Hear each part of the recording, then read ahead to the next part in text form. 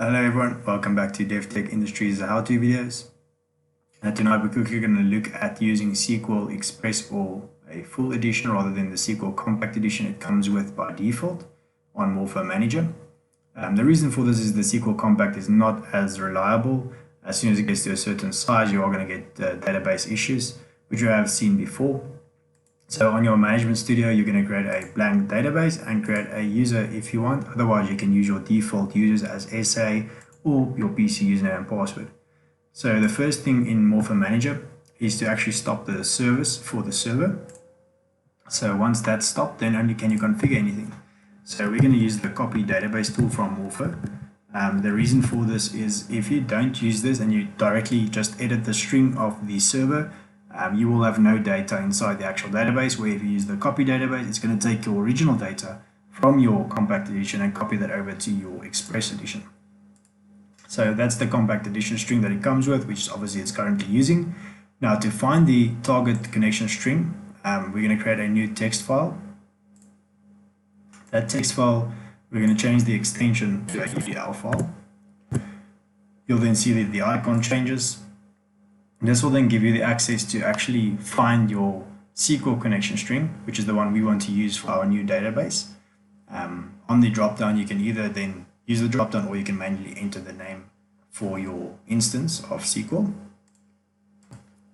Our username, as mentioned, we created one called Morpho. The password is also Morpho.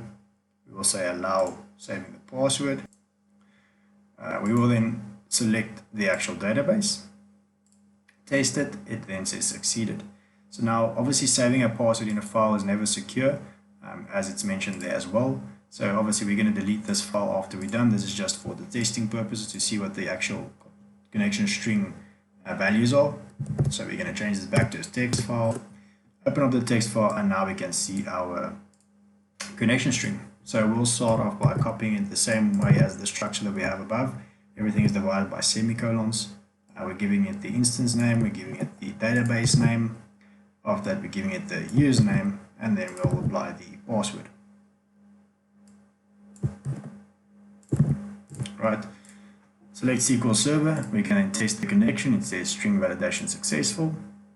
We say OK, and then we copy the database from the source to the target.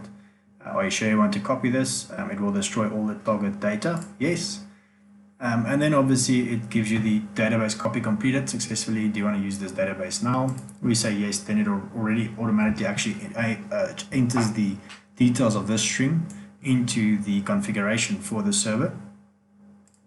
So what that entitles you is you'll see that in the advanced server configuration, there's the string now for SQL Server.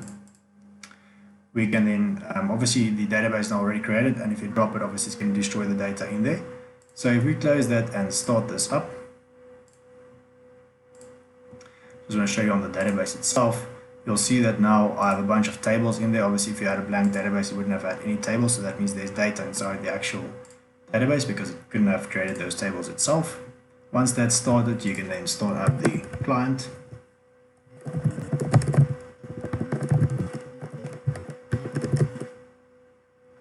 And then you can obviously see that it is now working, which means it's talking to my server. So now we're using the SQL. So that's the best way to do it from the start always. Of course, like I said, it does come pre-installed with Compact Edition, but it is better to use the SQL Express or Full Edition depending on what you have available to you. Thank you very much.